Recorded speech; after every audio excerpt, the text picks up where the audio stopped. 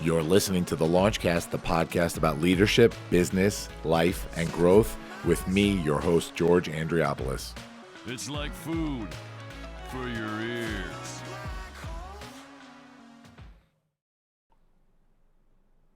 At this time, I'm going to ask that you fasten your seatbelts. Launch sequence. Launch sequence activated. Launch sequence activated.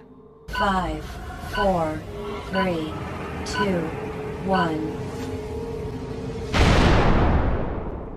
Woo!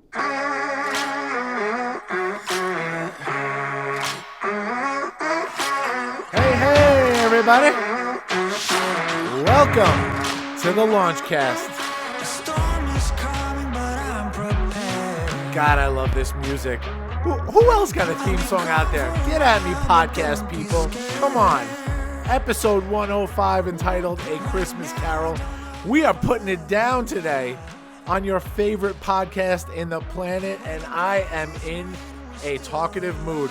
We're talking leadership, we're talking business, we're talking growth, and we're talking life. And we are doing it all because it's my show, and that's why we're doing it.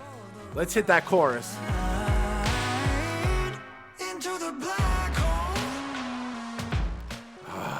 Love that song. We have a very special guest with us today. Thank you so much for being here. My honor. I'm so psyched. Wonderful. I'm so psyched. This is wonderful. kind of like a marriage of all my TV years, lacing in a little bit of where it all started in radio. So I like this. Yeah, this is great. But first, I want to introduce my co-host today. My guest co-host today is my good friend, Jennifer Muccioli. I'm going to tell you a little bit about Jen. Jen and I have been friends and colleagues for quite a while now. And I'm going to pull up her bio here. Jennifer is a director of communications at KPMG. She is my co-producer at TEDx Farmingdale and the co-host of the upcoming podcast, Sanity is Overrated. Welcome, Jen. Thank you. This is exciting. What a day to be your special co-host. Yeah, thank you for being here. You're welcome. I'm so excited to have everybody here. I want to dive in because this is a really important episode. We're going to be talking about a lot of great stuff. So, ready, guys? Ready. All right, let's do this. So, my guest today, Carol Silva, who needs no intro, but I'm going to do one anyway. Carol Silva is the Emmy Award-winning, three-time Emmy Award-winning morning and daytime edition anchor at News 12 Long Island, or at least she was before she retired recently. News 12 Long Island, America's first 24-hour regional news network. She is a storyteller, a motivational speaker, and a host. She graduated and received an honorary doctorate from NYIT right here on Long Island. I have a list of awards here. It's insane, this list of awards. 3 Emmy Awards, 30 New York State Associated Press Awards, Regional Cable Ace, Press Club, Women of Distinction, Top 50 Women on Long Island, the Juliet Lowe Award from the Girl Scouts of America highest adult award. The list goes on and on. Recently inducted into the Long Island Journalism Hall of Fame. It's an incredible career spanning nearly 5 decades. Can I add one? Please. In December, also, December 6th, the Emmy Award people, NATAS, the National Academy of Television Arts and Sciences, inducted me into their Silver Circle. The Silver Circle. Which is for 25 years of service in television. Although I've had 44 in the business, my husband still laughs at me because as soon as I saw the Silver Circle, I was so touched. I couldn't believe it. It's not the kind of thing you apply for. It's something that they just give you. I have to admit, though, as soon as I saw Silver Circle, I said, what would it take to get to gold? And then it would take getting up at 2:15 in the morning for another 6 or so years. And I said, no, thanks. Was there any thought of that happening? No, 2:15 in the morning got to be a little earlier all the time. Yeah, I'm sure it did. The title of this episode, A Christmas Carol. So I was really thinking about it. I try and do these kitschy little titles, right? I want to make them fun. And I thought I thought of this one after I watched another episode of Crash Caroling that you guys do on News 12, which is so much fun. This year you were surprised, right? Elisa and Elizabeth and Rich, they took you to Holy Trinity High School. Yes. And the choir sang to me. Yeah. That's incredible. That's the alma mater incredible. of Carol and Jennifer both. Yes. Amen. HT. Yeah. HS. There we go. Are we going to start singing? I should explain what crash caroling is. Yes. Normally what we do is, and I speak very much in the present tense at News 12 because that is still so much my family. Yeah. And I mean, I still have to go back and clean out my office and hang around and do things with them anyway. But it's where we find people who could really use some cheer. Yeah. And we've gone from the VA hospital in Northport to schools for special needs kids. One year, the Glen Cove Police Department wrote to us and said they'd like a visit. And we thought, you know what? For our men and women in blue, let's go do Sure. that. So we normally just go and we pound down the door. We come in and we start to sing, some of us better than others. Right. Erin Colton, notoriously bad. Elizabeth has a great voice, and the rest of us fall somewhere in between. And so that's what Crash Caroling is. But this year, they decided, because it was going to be my last formal year of Crash Caroling, that they would take me to places that would be special to me, including our alma mater, Jennifer Holy Trinity. Yes. Right. And you also visited the Northwell Monter Cancer Center, right? We did, the place where those doctors have saved my life. So if anything, if anybody, they deserved a real holiday cheer. They How- absolutely deserve it. How emotional was that for you? Describe to us what you felt like being Crash Caroled. I knew in advance that I was going to be Elizabeth's victim, essentially, her production victim. What I didn't know was that I hope Timmy's not listening. Timmy's 8 years old, her son. She took his little elf glasses and she taped them over, taped so I them, couldn't yeah. see anything. I didn't know where we were going. Brian G. Gillespie is our photographer, our feature photographer. He does all the special things in the morning that we do. And he's phenomenal, and he was kind of lying, I think. Okay, we're going to go left. Oh, look, we're on the highway. Oh, look. And I thought, because I was literally blindfolded the entire time. When I went to Holy Trinity, aside from almost tripping when I got out of the car because I couldn't see where I was, and my toe hit the curb as I got out. We parked illegally, Jennifer, right in front of the school. Were you not allowed to where park? you're not allowed to park. That's where we parked. Okay. It felt so great. Okay. So And nobody great. said curb there. Watch that curb. No, none of that. But rule breakers. We were Okay. rule breakers. And when I went in and they just started singing, I mean, they're such a powerful art school also. So that was beautiful. Sure. And then when they took me to Monter to thank those doctors, how do you thank somebody for saving your life? Yeah. So exactly. emotional, phenomenal. It was a moment in life I'll never forget. Yeah. Yeah. A spark moment. A spark moment. That's something that I talk about on this show a lot. So, along my journey as a thought leader, as just a man, a father, a husband, I've discovered these moments in life, right, that I like to call spark moments. And they're these moments that you look back on, and whether you're in the moment or not, you kind of realize, yeah, this is one of those mental snapshots. This is a moment that will be, for some reason or another, pivotal in my life. And some of them are those reflective moments like this one, and some of them are those moments where there's really a change that sparks, right? And we'll get to talk about that. So I want to jump right in and ask the first question that we ask of all our guests here. Carol, are you a leader? I am a leader, but I didn't start out to be a leader. It's interesting. I look back. My dad was in the military for 20 years. I grew up with a lot of other military families, never in military housing, not over in Mitchell Field back in the day, although we had the option, or in Uniondale, we had the option. My parents went for a Levitt House, the third level of military housing on Long Island. Right. So we lived in a Levitt House in Hicksville, backed into Stewart Avenue. Yep. I was 5 houses away from Holy Trinity, and we grew up there. And I describe it as being part of a tribe. 3 kids born in 3 years with my dad in the military, U.S. Naval Corpsman, 1st Marine Division, Okinawa, Iwo Jima, South Pacific for years and years. Saw the worst of the worst.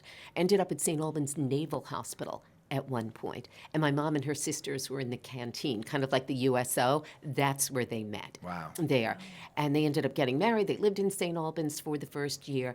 We moved to Long Island. I was in Hicksville from the time that I was 13 months old. So the first thing that I learned was how to function in a tribe, how to do for other people. My dad is Mexican. His relatives are all in California, some in Mexico. In fact, his sister ended up moving back to Mexico. And so I grew up really with my Irish-American Fitzsimons family. I still have the Fitzsimons family reunion at my home every year, which is fabulous. So I grew up learning how to do for others. And somewhere along the way, I think that the morals and the ethics and the optimism of my parents was the thing that gave me the attitude that I had, certainly helped with the success that I've had, the career success that I've had. And I became a leader because other people started to watch what I was doing. And I never realized how much of a leader until this last year. Yeah. Until my retirement, when I look at the things that people said, by the way, retiring from News 12 and getting up at 2:15 in the morning, I've not retired from life by any stretch of the imagination. In fact, you're on my first stop on What's Next. Oh, I'm so This happy. is my How very honored. first stop We on are What's honored. Next. How well, this is kind of a honored. challenge. Okay, we're going to ask you anything about your life. Okay, I'm in. I'm Yeah, ready. I'm and ready that's- to try this. That's really the funny thing about this. I do a lot of research when I do these interviews, and I'm still new at it, but I'm really enjoying diving into leadership, right, and what that means for a variety of people. We've had a musician. We had Mike Del Giudice from Who I Billy Joel's love. band. Yeah, unbelievable guy. We've had Trisha Brook, who's nominated, I think, almost nominated for 2 Academy Awards for documentaries, and award-winning director. We've had a first lieutenant from the U.S. Army last week. We had Matt Campo, the CEO of Ronald McDonald House, Long Island. And so we're getting a look into the minds of leadership in all these different industries. And what I love is when I do this research and I really dive back, because I wanted to go way back. I wanted to go back to Bond Lane in Hicksville. 43 Bond Lane, Hicksville. Yeah, I wanted to go back to Bond Lane and talk about, your parents, and kind of see what about your childhood growing up shaped the leader that we see today. You mentioned your father Mexican American, your mother Irish American, and you described them as Ricky and Lucy. Yeah, they were like Ricky and Lucy when we were kids. I mean, my father played the Spanish classical guitar that we still have. It's a slightly smaller guitar. And he used to get up. There were pictures of my parents where my dad would be standing up and singing in the hotels. And he wasn't hired to do that. They would go. That was, the date back Yeah, in the day. Yeah. sure. And there he was with we just watched the movie The Two Popes. Bob and I did, my husband and I, 2 nights ago. Yeah. And the beginning and the end of it is Besame Mucho. Now, when you're a little kid, you sing songs, right? All kids sing songs. And Mary had we all sang Besame Mucho. Yeah. My cousin texted me, Kathleen said, oh my gosh, look at that, Besame Mucho in the beginning and the end. So, Yeah. I started to answer the question before, and I didn't finish. What I learned from my parents was morals, and I learned to never quit. I learned to think about everybody else and just to keep going. I learned not to say a lot of negative things to myself. And then when I was at work, I worked as hard as I could, even when it didn't go well. And it didn't go well in each place along the way.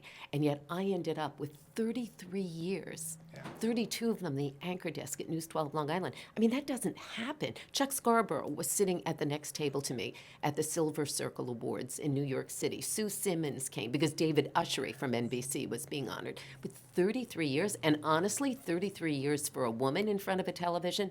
We used to say all the time, and it's still true to some degree, that the men were allowed to age gracefully and the women aged out. Yeah. You aged out. We You wanna got talk older about that. looking, you aged out. And so by working hard and keeping at it, and I think being moral, and I think growing, I think becoming a better person, that's what's made me a leader. I have heard from so many people, writers of mine. When it comes to a young writer, you can just change the script that they write. The way that it works is there's a producer who selects the stories overnight and writes a good number of them, and then we have a couple of writers on each show. And the writers would write, and some of them don't even own houses yet. So their perspective on the world isn't completely full. Now, I could just change everything, or I could go back and work with each one of them every day. And that probably was not their favorite thing at the time. But it turns out Mike Fitzsimmons, who became the assistant news director at NBC, said to me one day, I wouldn't have gotten there without you. Jesse Masters is now working at CBS Network right now. He left within the past 6 months. My last day on the air, he took that day so that he could be with me and said, I wouldn't have been there if it hadn't been. And they did not love when I said, listen, this is how we do it. This is why we do it, the way we do it. And I think that was so key to my leadership. And over time, the difference from my 20s, I started in the business at 20 at WBAB, to where I ended at a proud 65, I've become a nicer person too. Yeah. Right. And so my leadership, my leadership power, I don't mean force over other people, but my leadership power has increased with my kindness and my empathy and my understanding. Also, having kids has done that for me. Sure. Because I always think about, well, how would I want somebody treating my sons, Right. my daughter, especially in the beginning on a new job. How does it feel for you to hear from Mike and others how impactful you were to their career? I mean, did you know it at the time? How does that feel when he emails or calls you or texts you and say, it's because of you that I'm where I am today? You know a little bit of it along the way, but I never, ever had any perspective like I do now in the rearview mirror. But it wasn't even a rearview mirror. I mean, I turned around and looked back. Well, I had the little detour that we talked about, right? 2.5 months. Yeah. That I was diagnosed September 18th with stage 4 cancer. And I said, and I had already announced in the end of May that I was going to be retiring because while I'm young enough and strong enough and healthy enough, I said in May, young enough, strong enough, and healthy enough to go do something else. It's time for me to expand. And I do so much talking in schools and to school kids and to women's groups. And I have more to say from everything that I've collected in the life that I have led. So I had the opportunity. You threaten to retire or you threaten to die. And that was basically it. People came out of the woodwork. If I tell you I've gotten thousands and thousands and thousands of letters and calls and messages about we're thinking of you, we're praying for you, but also this is what you did for me. So I didn't have this perspective. And what the pity is that so many of us deserve it. Yeah. I got it because I'm on television. Yeah. And I got it because I had the ability to publicly touch more people, but we all deserve this. I said in the last 4 months since my diagnosis, I'm living my eulogy. I am living my living eulogy right now, and it's awesome. And it reminds me how important it is for us to turn around to the people who've done something right in our lives, even just be nice to us in the day. Even the woman at the counter in Macy's, the, guy at the car wash in 7-Eleven, who holds the door for you, to actually take that moment, take that one moment and pause and turn around and thank somebody and thank them specifically. Thank you, that was kind. Thank you. You know what? I was a little overwhelmed right now, and you did this for me. Thank them specifically. And every time you do that, it's like you plant a seed and you get back twice as much. Right. Yep. That's why my life and my heart and my soul have exploded. Yeah. And I think that reflection is so important in leadership, right? I think that this is something I've always struggled with, where when you get the accolades, you get people coming out of the woodworks and saying, you helped me or you're doing a good job. It's tough for me now. And we talked about this a little bit before, the person that I used to be versus the person I am now, and that struggle of keeping that person at bay, making sure they don't come back. For me, it's always been very tough to hear that in recent years. Because you don't want to feed your ego? You don't want you want to make sure that what you're doing is benevolent, right? You don't want to feed that ego. You want to make sure you're doing it for the right reasons. And look, in what I do, and not as much as you being a public figure, but I try and be a public figure out there. I'm trying to be a thought leader, and so I don't want people thinking I do this for the accolades. But when they do tell you, when you get that feedback and you're able to reflect on it, it's really helpful for the soul. Just to know that you made that difference. And there's a place in the Bible where it talks about humility being honest. And that's the thing. When you can be honest, my son, love him, but he's a 25-year-old guy. And something will happen and his comment is, ego, Mom, ego. I mean, always, since he was a teenager, which is okay for the ego check. But I try to turn around and tell him, you know what? When I can be honest and hear that I've done well, it makes me stronger, and then I can do more. Sure. So I don't see it as feeding my ego. I believe that we are given the gifts that we're given, not so we can be the most popular kid in school, the best athlete, the best, the most good-looking, best-looking kid in school. That's not why we're given gifts. We're given gifts because we're supposed to use them. Mm-hmm. That's why. Because if you're the most popular kid in school, then you have the number one responsibility to find at least one kid a day, a week, even a month, and make sure that they have a place to sit at the lunch table. Make sure that they at least have somebody that they can talk to in the library when you're not supposed to be talking, but, ask for help. That we're given those gifts because we're supposed to use them for good. And so there are two parts for that. I fully accept that. I fully accept the thank you. Sometimes I'll even say to people, I've heard a lot, you've made a difference in my life. You really have helped. And I turn around and I say, do you mind if I ask you how? And it's not so that I can feel better. Good Lord, I don't know that I could feel any better about myself right now. But I want to know, what did I do that worked? I want to remember to do that again, or what was happening at that point in my life? Could I have done that better? Whatever it is, it's important to hear those things. And nobody has said to me, ego mom, except Shane in all of that, in that time. So I think it's important, and I think it's so valuable. And one of the mistakes in business, and especially in entertainment, is, and it may be an older management idea, let's not feed their egos because they're going to want more money.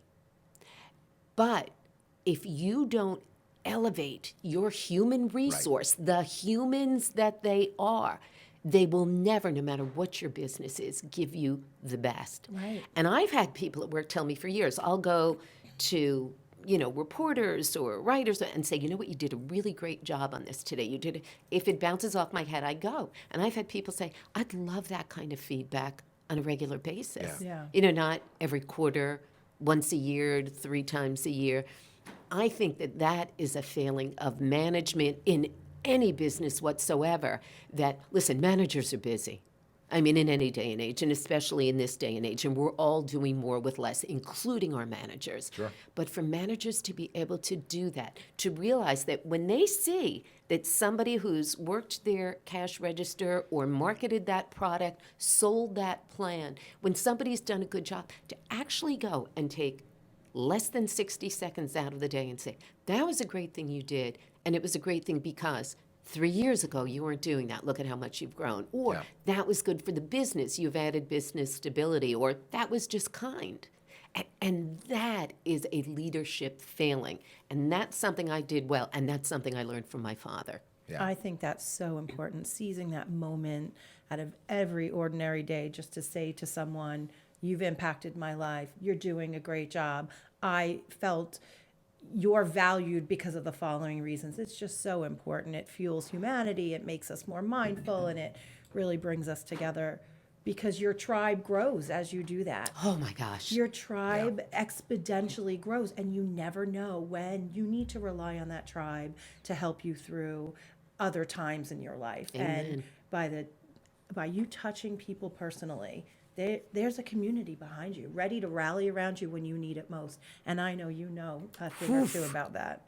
Yeah, and that's the biggest difference for me and what I've discovered over the years of running a company and managing people. There's a big difference between managing somebody and leading somebody. Mm-hmm. Huge difference. And when you consider that not only are they a vital part of the machine, but that idea of human capital, right? That these are real people that you're dealing with and real feelings. And so when you lead them in a way where you're empowering somebody and people are part of that team, they're vital to the success of an organization or a team, that's leadership. That's not managing, that's leadership. And then you get the best out of them. Yeah. And so your business does better. I mean, if you need to start with a quote unquote selfish motivation, it benefits the business. Yeah, absolutely. If for nothing else. Absolutely. So I want to touch on real quick, you mentioned before, you touched on faith a little bit. So growing up on Long Island, as we all did, we're both Dalers, Jennifer and I, and you're from Hicksville. Growing up on Long Dalers Island. meaning Farmingdale, Farmingdale. folks. For those of you who are not Dalers. Listen, if you don't know what a Daler is. I'm here to translate every story from Thank you, taxes Carol. to Dalers. You're welcome. And so growing up on Long Island, you as we mentioned, went to Holy Trinity High School, as did Yes. Jennifer. I want to talk about, briefly, I want to talk about that and your faith growing up, because I know you've mentioned this, not just today, but in interviews that I've watched recently. I want to talk about what kind of role faith played in your life growing up. And then later on, we'll get to what kind of role it's played now. Well, I could tell you that my mother, who went to Mass every morning, told me once, people ask me why I go to Mass every morning. And I tell them, if you had a daughter like Carol, you'd go to Mass every morning too. But I don't think that's what Called it you was. out. My disclaimer at the front is, you don't have to be Catholic. I don't care what you are, we all have a spiritual side to us. And mine, God is what I believe exists in some form, not some guy up in the sky, but something certainly greater than I exists. And that greater being decided that I would be born into a Catholic family. And so I was. But the first place that I learned what it is to be Catholic or a person of faith is by watching my mother, by watching her be kind to other people, be thoughtful of what other people need before you think of yourself. That was the first part of my faith. And faith is a living thing. It's your guidance along the way. And if you pay enough attention to your guidance, and it's the only thing that you see modeled for you, it is the way that you live. And I live. I'm one of 3 kids. My older brother's 11 months older. The younger is 22 months younger. When I was a kid in that military house in Hicksville, we slept in the same bedroom until I was 6 years old. All 3 of us slept in the same bedroom. And you learn how to think about other people. That's where faith came from. The image that I grew up with was image of a God. Connor, my daughter, I remember her saying when she was little that God was a she. And we said, well, that's good too. That works for me to this, that works for me until this day. Where is faith? Those building blocks that my parents put out there for us, that we would go to church. Church is a time of reflection for me still. It's a place where I go and I close my eyes and I listen to the music and I think, and the busyness stops. That's some of the power of it. It's also the power of the community. Connor and Shane both sang in the choir at church at the 10 o'clock Mass. That is still our community. Those are still, we all have kids in our 20s now.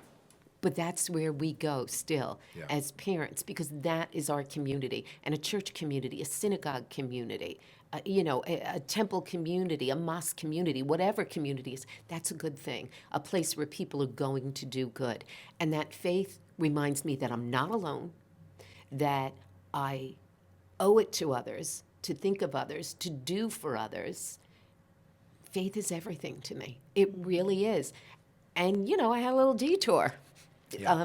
September through December.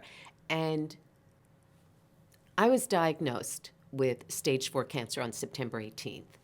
And as my doctor, Dr. Sitharamu at Monterey Cancer Center at Northwell, when she was giving me the diagnosis with her PA, Kira Barnaby, it was not 4 seconds later that in my head I heard, "Thank you, God, for healing me." The words were there. Wow. The words were present. My husband says to me, "You have great faith. Why don't I have that faith?" Well, the other thing that I do is what my parents gave me, and then they sent us to Catholic school, Holy Family Grammar School, Holy Trinity High School. I was at University of Dayton for 1 year when I was in college, and it had been a Catholic school and was still essentially a Catholic school. And the coolest thing to do during the week was go to 10 o'clock Mass on a Sunday night. You took your shoes off, you crowded, people sat in the aisles barefoot. It was great. You tried to find your shoes when you left. If it was winter, it was a little more challenging. You really needed them. But I have always fed myself faithful or optimistic stuff. It's the people I choose to spend my energy on.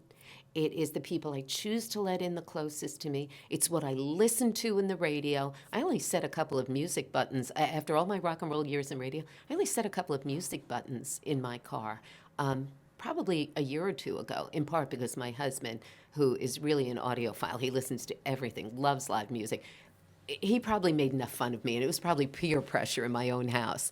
But I love constant reinforcement of what is good. And so it's what I feed my soul all the time, very intentionally, very deliberately. And all of those things combined, here they are. Yeah. Here they are, and here they manifested when they said, "You have stage 4 cancer. It spread from the tumor in your lung, and more than a liter, more than twice this bottle of cancerous fluid around your lung, it spread to 12 tumors in your brain." And I heard that news, and I repeat, the words that went through my head were, "Thank you, God, for healing me."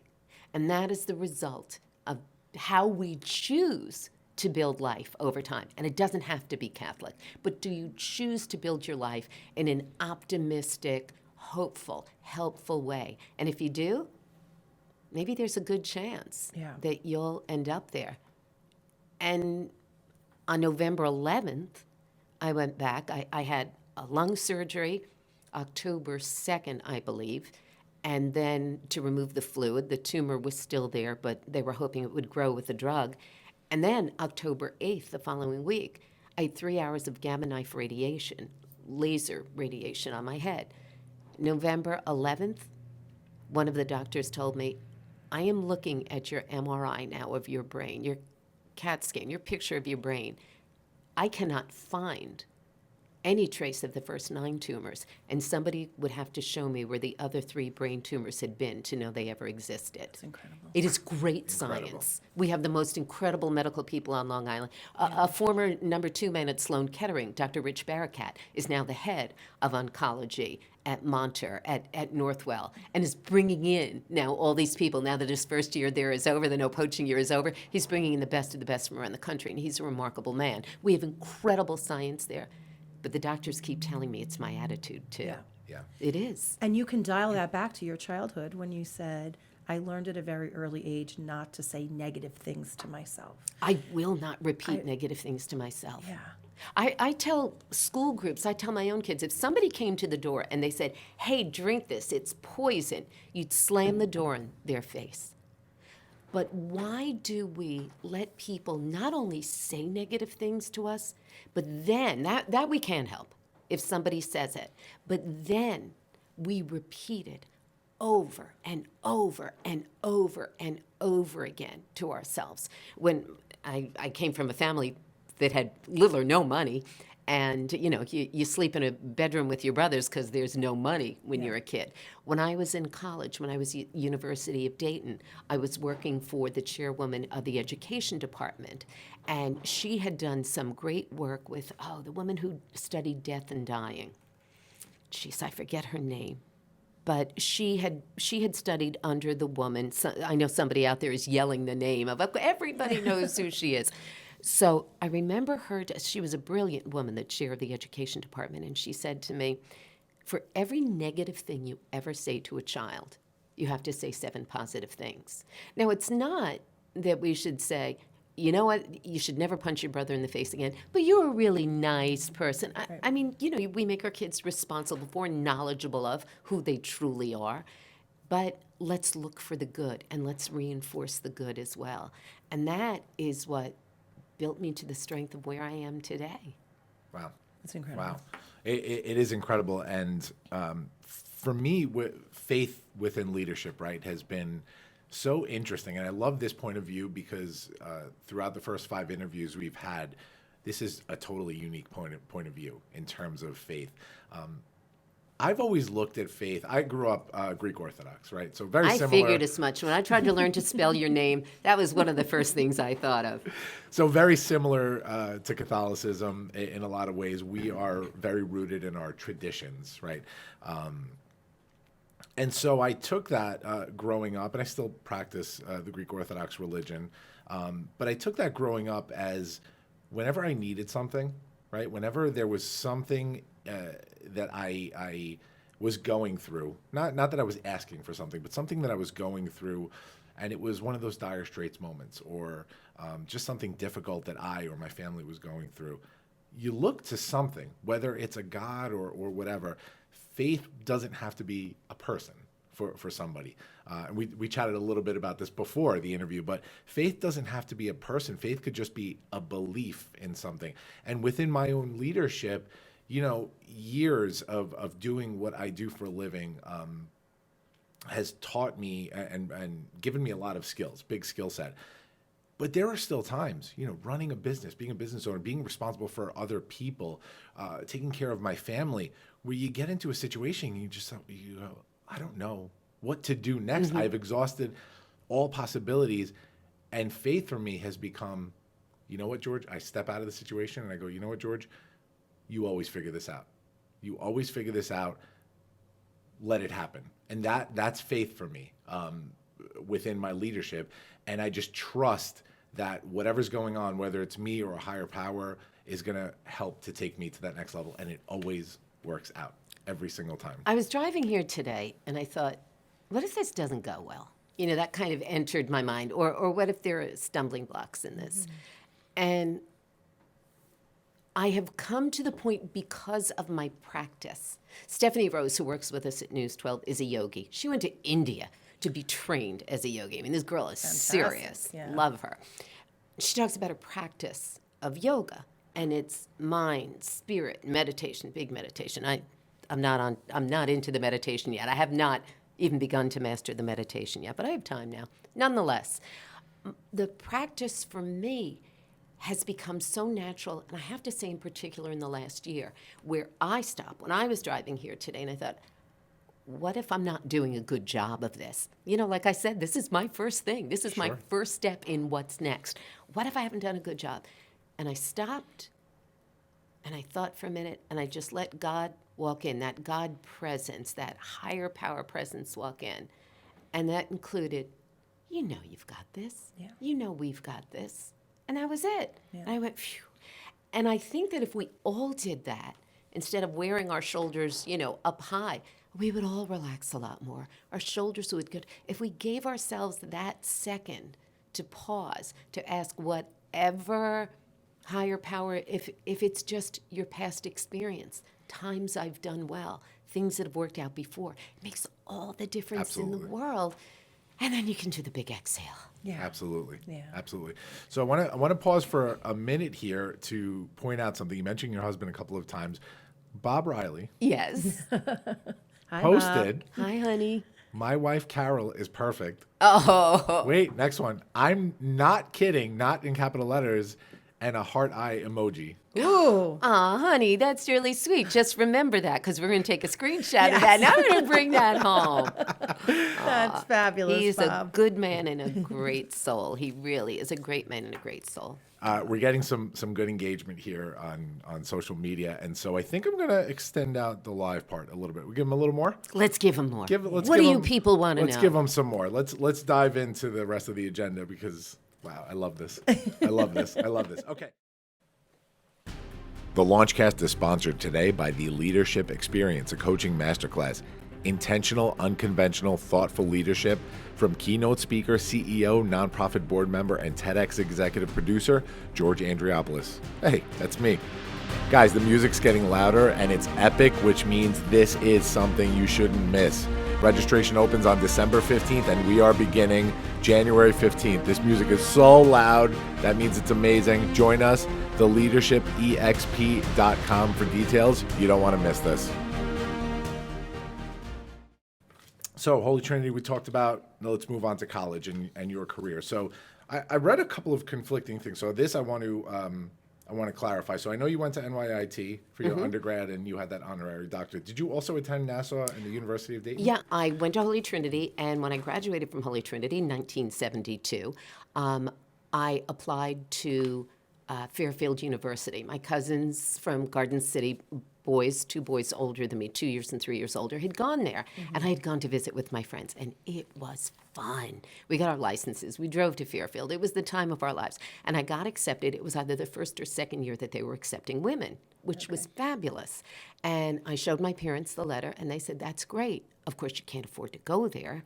We don't have that. Dad was in the military for 20 years, so we're still on catch-up. You can go to Nassau Community College like your brother. And it wasn't like it is today, where we all just say, well, let's just add to that student debt. In so many ways, my stumbling blocks have become my stepping stones. So I went to Nassau Community College for 2 years. I did kickline for Holy Trinity. I did kickline in Nassau Community College, so it was kind of my entrance to a great part of the student body there. It was so much fun. I learned a lot. I would say my two best college teachers, the ones who I remember most, two of the three, were Bernie Katz. I took 3 of his 4 psychology courses. He was amazing. He's a therapist, or I guess a psychologist from Plainview. And he was amazing. The first day he walked into class, and he's talking to a bunch of 18, 19-year-old kids, and he said, you know what? You're crazy. You're crazy. You're crazy. And he looked at all of us and he said, we all have our crazies. And that's how he started. And I thought, I love this guy. So I took him 3 out of my 4 semesters. Joe Dondero. Joe taught, he was a phys ed and health teacher, and Joe taught that very controversial course, which was supposed to teach people who are 18, 19, 20 years old about their sexuality, about safe sex, and it was very controversial. You know, we weren't supposed to talk about that then. Right. But Joe was bold, and he did, and he was amazing. So I went to Nassau for 2 years. Then I was trying to decide where to go when it came to the next 2 years. And my mom was pretty smart. She never had the ability to go to college, but she was so bright. And she said, let's not talk about what you want to do because you probably don't know. Let's talk about what you like. And I said, I love people. My kindergarten report card says she loves to talk. So I love to talk. I love to write. And she said, oh, maybe you should be an attorney like Uncle Jim, my godfather. And I said, I don't think so, because Uncle Jim talks a lot about all the solitary time that he spends with books, and that would make me crazy. So I decided that I would go into public relations. There were not a lot of women in radio, and certainly not in television at the time. You know, there was Barbara Walters, but there were not a lot. So I applied to University of Dayton in Ohio because one of my best friends from high school had ended up there, and I thought, well, I could have fun there. And I applied to New York Institute of Technology as a backup because I did want to go away. Got accepted to Dayton. I went August. We spent 9 days out there having a lot of fun. We were living in the same house together, Joanne and I. And I went to register 2 days before classes started. And they said, oh, you have to be here for 3 years. And I said, no, I don't. You took all my credits except my 2 gym credits from Nassau. And they said, no, you're missing microeconomics, macroeconomics. Oh, boy. And I said, I can't do this. And I called New York Tech, and I said, do you still have my spot and my scholarship? And they said, yes. And I packed up my car and I drove home. Oh, wow. I was heartbroken. And so I did the first semester of my junior year at New York Tech. And that's where I had to, as a public relations major in the communications department, I had to take Radio 101, Television 101, Communications Law, all these writing courses. My Radio 101 course was taught by my third favorite college teacher, Neil Martin. And Neil was a disc jockey at WBAB in Babylon. Our final project was a 15-minute radio show. You had to know how to engineer the board. You had to know the law behind it, public service announcements, commercials, and you had to write and deliver a 5-minute newscast in that. That was my final project. He used to tell me all the time, you're so good, you're so good. Well, New York Tech was 92% men, 8% women at the time. So any woman was good. I mean, we just were good because we weren't the guys. Sure. Right. And what he didn't tell me was he took my final project to WBAB in Babylon when I was 20 years old, and they offered me a job. Oh, incredible. And I was waitressing at a place called the Salty Dog, and I said, no thanks, I'm making a whole lot of money. I don't need, to do that kind of work. And they said, we're talking about doing on-air work, news. Yeah. Now, this is December of my junior year. So now I've been rejected by Dayton. I've come back home. I've done this year here. And I said, I'll take the job. And then I thought, nope, I need to go away. And University of Dayton contacted me and said, we screwed up. We put you in the School of Business. You were never supposed to take all those economics and math courses. Oh, wow. Yeah, which was an oh wow to me because those were not my strengths. Whoa. So I decided to go back there. So I ended up in Dayton the second half of my junior year So you turned down the job at BAB. in December, and You I went out packed to up, Ohio, Back to Ohio, take 2. had a great time, moved back into that house, had a fabulous time, and I couldn't get on to the radio station. I thought, and I'm going to get on the radio station there because somebody in New York wants me. And those Wow. positions were filled. And so I ended up at the end of the school year coming back and contacting somebody at BAB and saying, listen, if you still have that little part-time job, I'll take it. And they said, we have it because we haven't found anybody to work for, $2 an hour or whatever, who has the voice and has the caliber that you do. And so I took it, and I never went back to Dayton to get my trunk full of sheets and butterfly towels. Oh, jeez. But it was an incredible stumbling block that became one of the greatest stepping stones of my life. Wow. Wow. So did the internship at BAB begin once you returned back, or was that the original? It wasn't when an you were 20? internship. It wasn't an internship. It was part-time news. Okay. Oh, it wasn't an internship. They offered me a job doing weekend news at WBAB, and 2 afternoons a week I did some of their public service stuff. Wow. Wow. Over there Wow, on that's the incredible. weekend. It was amazing. I mean, for me to be working in the business at the age of 20 on air and then senior year, I stayed in New York. I stayed on Long Island. I was living with my parents, and I went back to New York Institute of Technology. Wow. And I finished there. Wow, incredible. And so when did you move to WLIR? I went from WBAB, which had a very small news department. It was me, a part-time fellow named Sean Burke. Wow, that was a reach. And Joel Martin was the news director. But it was rock and roll radio. I knew there were limits to what we were doing. And back in the days before News 12, before there was this hyper-local, we're going to be your newspaper but on television or in radio, there were a couple of Long Island radio stations that did that job. WGBB in Merrick, WGSM in Huntington. You used to see their call letters on the building right at Route 110 in the Northern State Parkway. There's a building on the north That's side. right. That's right. WGSM, WCTO. And then WALK in Patchogue. Yep. And I knew that I needed to learn more. And so I reached out to WGBB. And the news director there was Ed Grilly. And I brought him my audition tape. And he said to me, if I had a job, I'd hire you tomorrow. And I said, that's great. And that gave me license about once every 6 weeks, not enough to be annoying, but I would call him about once every 6 weeks. And I would say, hey, just want you to know, I did a story about this. I went out and I covered that. I did this, I did that. And one day he said to me, I've just got to hire you so you stop calling me. And that was when I went to GBB, and I really learned. It was serious. It was a 15-minute solo radio news show in the morning. Bill Whitney from the CBS radio network eventually sat next to me. Larry Kofsky from Crane's New York Business was there. Howard Lieberman, who ended up on WINS and CNBC maybe. It was a phenomenal, phenomenal group of men and me. Wow. 7 of them, one of One me. of you. Blazing trails, as always. Blazing trails, As baby. always. So WLIR. I want to talk about this iconic rock turned new wave station and how it influenced your career, because it was a big part of your career, right? It was a huge part of my career, 1979 to 1983. Yeah. I mean, John Lennon was killed during that time. That's probably one of the largest news stories that we covered.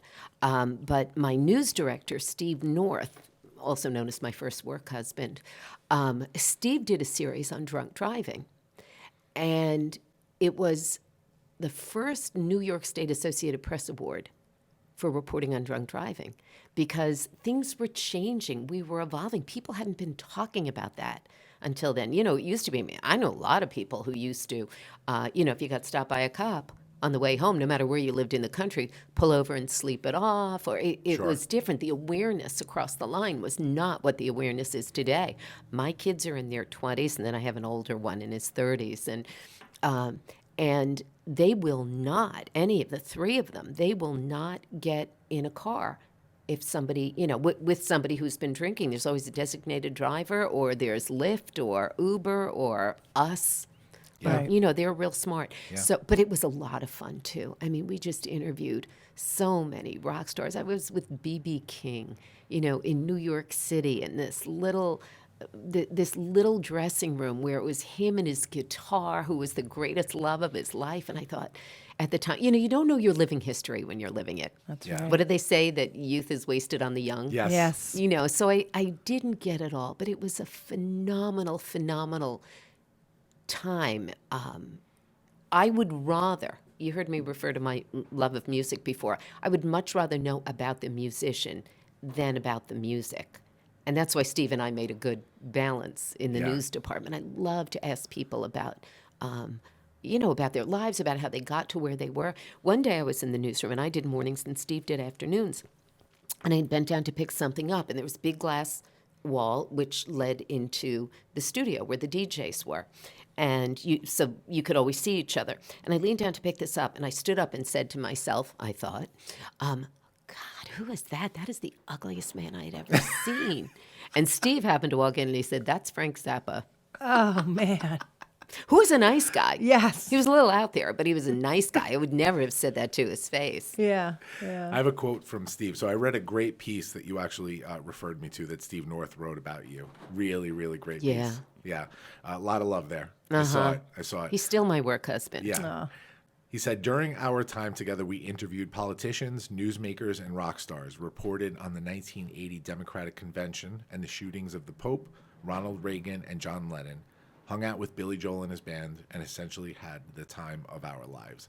It really seemed like that. I checked out Dare to Be Different, the documentary about WLIR. So as people that grew up on Long Island, you know, LIR was legendary. It was legendary. Yeah.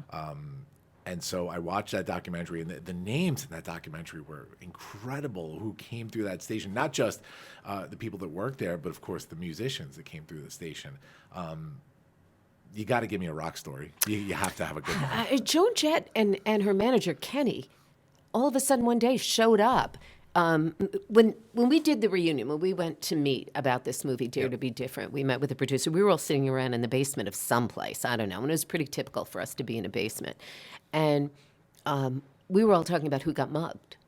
And I was the only one who had never got mugged because I would arrive there at 4 a.m, and it was near a troubled spot in Hempstead at that time, a place known for drugs.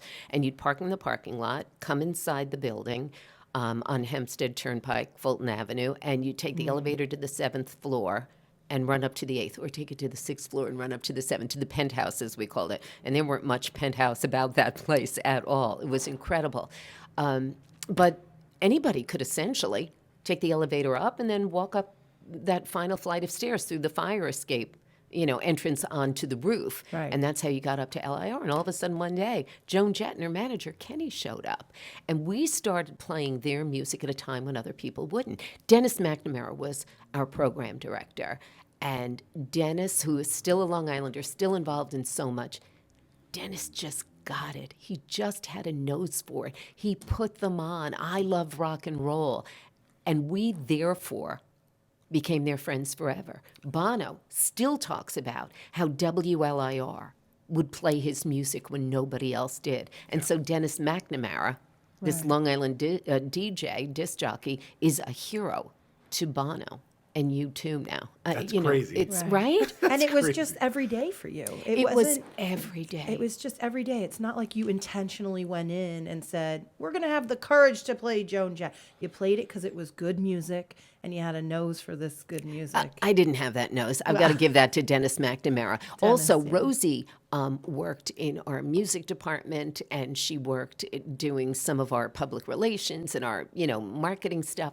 She had a great collection of music that she gave to Dennis one day and said, you really ought to listen to this stuff. It's kind of the next generation. It's the next wave. Yeah. And that became a lot of the new wave stuff, which, by the way, for some traditional rock and roll lovers was, you know, it was hard. It was hard. A lot of the guys who play the classic vinyl are in Sirius now.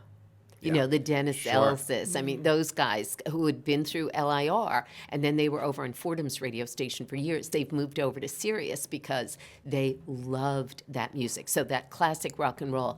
But WLIR really did introduce this different way of thinking. And Dennis was ballsy. Yeah. He went over to London, and he listened to what was being played there, and then bought some albums and brought them back. And then he had the albums sent here before they were technically released here. And that's some of what we played. Sure. And that's how, like, there are people who went to school in Jersey or in Staten Island, and if you were close enough to the water, if your dorm was close enough to the water, you could get the LIR signal, and they loved it. People would fight for those rooms. So it was a crazy, incredible time. I was at the Democratic National Convention on the last night. Pictures weren't so big then because it was radio, and I wish I had this picture. I was the last person in Madison Square Garden waiting outside the CBS broadcast booth, and I interviewed Walter Cronkite after Wow. his last broadcast, and it was phenomenal, his last convention broadcast, and I knew that was history. I was fully aware of that one. It was incredible to be in that presence. Now that I think about it, he might have been my age. That's incredible. Somewhere in that Do you still have neighborhood. that? Probably not, because at that point I wasn't saving everything. I was doing it and moving on, and I was Right, doing it and moving. right. Steve may. Steve has everything. Yeah. Yeah. You know, it's interesting to hear about the dichotomy of the news aspect of LIR versus the music, right? Because it was just known as a cult music station. Right. But being able to bring that news into it, which not only sort of broadens the range of the network itself, of the station itself, but the content is a little more broken up. It's not just about the music. I'm so fascinated by radio and how it's grown over the years. And we've talked about how I'm a huge fan of Howard Stern as an Right. interviewer. And I always hear his stories about radio back in the 70s and 80s and how he would just jump from station to station. And it was always like, it was a formula. It was just, hey, I just want to make $250 a week. And it's just get on there, play records, shut your mouth, that's it. But he always tried to make it interesting. He always tried to bring new content into it. So when a station actually achieves that cult status, that's tough. That's It was tough. amazing. We used to do something called mini close-ups, and you know, you Right. asked how WLIR affected my career.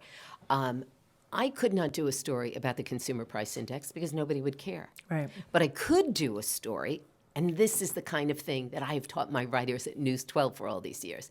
Don't do the Consumer Price Index story. Nobody cares. But say, listen, that date this weekend could cost you $4 more, which was a lot in 1979 or 1980. It's going to cost you more because meat's up and the milk that could go in your coffee, and guess what? Beer, too. And that's where I learned to make every story relational, working with that. And we would take these stories and we would mix them in with music. I mean, it was so fun. There was a lot of Monty Python in our mini close-up. Those were the recorded specials that we aired every single day, and they were so much fun. I'd go into the city. I happen to love Kenny Rankin. A lot of people don't know who he is, but he's got a certain kind of voice. I just loved Kenny Rankin. And I could go into the city and just interview him. I could make a phone call and meet, you know, almost anybody who I wanted to meet. And it was such an exciting way to grow up. It really was. All because somebody hired me back in the day. Right. Yeah. Right. And that set up, you know, the experience that you took into TV eventually. What did you take from radio into television? I think the people who work in radio first have an ease. You know, I'll look at young reporters sometimes, or even young writers, and I'll see that, you know, they want to try and be a little bit like New York Timesy or a little Walter Cronkite or look grown up. You know, come across as grown up. Sure. And what I learned very easily is that people want to talk about what they want to talk about. They want to talk about life. You know, it should be relatable. And that's really what I learned there, is to be relatable. And that's how every story, you know, Elizabeth Hashagen said that. News 12 did an incredible week of send-off for me, the last week that I was on the air there. And that's one of the things that she said. And when I was inducted into the Long Island Journalism Hall of Fame, she said the same thing. Carol will not let a story go unless it's relatable. I just think it's so important. You don't want to be bored. Right. So what do you want me to tell you about? Do you want me to tell you about that, well, the tax bill is going up 0.03? No, you don't care about that. Hey, guess what? You could be paying $37 more a month just for this. And instead of spending that money on what you might want to, that might be a night out with a family, that might be a night at the movies with your family. Yeah. People want to be able to relate. Sure. I believe in being real. Yeah. People really want to identify with stories. They want to identify with, how's this going to impact my life? They don't want to hear about data and statistics. They want to know, how's this going to affect how I buy groceries for my family, or what vacation we can go on together, or what is this doing to my life? I think that's so important. Being relatable, finding the story that's going to touch every single viewer or listener, I think is just so important. That's the greatest thing that rock and roll radio gave me. It really was. Plus a lot of concerts. I used to go to concerts for work. I mean, it was amazing. Incredible. Yeah, well, it's that authenticity, and so it's a real good course, in a crash course in authenticity. Yeah. You know, bringing it back to leadership for a minute, this is something that I've discovered over the years. You know, if I'm doing a consult with my company and I'm, let's say, training a sales force at an organization, and people ask me what that secret to sales is, it's just being yourself. You know, now that I've been on the stage for a few years and I do my TED Talks and keynotes, and subsequently organizing a TEDx event with Jennifer. You know, when you train a speaker and you see that it's sort of that contrived feeling up on stage, and they ask you, well, how do I get rid of that? Well, you got to be yourself. And so authenticity in leadership is what engages people. People are not stupid. They know, even if they don't know you, they know the second you start talking who the real you is. Right. right? And when you don't sound like you and you're trying to sound like somebody else, whether it's on a stage, on the radio, or on TV, they get it. Yep. You know, they see it. And it's important that we learn to be our authentic selves in order to create change, to do good things. And you know what's great about it? Once again, it's a big exhale. It's relaxing. A lot of people said in the kudos that came in the last few weeks that I was at News 12, a lot of people said, by the way, who she is on camera, who you see, that's who she is in everyday life. But you don't have to turn it on and you don't have to turn it off. And I think it makes you a better you. That's the beauty of it. You know, it really does. It makes you a better person. So it works from both sides. It doesn't just make you a better anchor, a better salesperson. It makes you also a better you, a better person. And that's easy. I agree. It can be exhausting trying to be Somebody else. Somebody else. Yep. It could just be Yep. physically exhausting. I would never be able to hold up two personas. What you get is what you get through and through. And I think that's what people really see. What did I say when I came back in here from your bathroom just now? We took a quick break, and I said, oh, by the way, you don't have any more rolls of toilet paper in there. Because it's real. Right. Because It's all it's family real. here. There you go. But it's all family everywhere if you let it be. Yes, Yeah. yes, absolutely. Guys, I want to thank you for joining us this week with our special guest, Carol Silva, and our special guest co-host, Jennifer Muccioli. This concludes part 1 of this episode 105, A Christmas Carol. We recorded with this special guest for 3 hours, and so we decided that turning this into a 2-parter would probably be the best idea, and it is an incredible episode. I have heard it all. I am editing this in post right now and telling you guys that you need to come back and check out episode 106, A Christmas Carol Part 2, because it is out of this world. You cannot miss it. And so we are skipping the usual outros today. We are skipping the moment of inspiration. We are skipping the big 3 because we're going to have those on Part 2 next week on episode 106. Make sure you come back. It's too important not to. Later, guys. Launch sequence terminated. Into the black hole.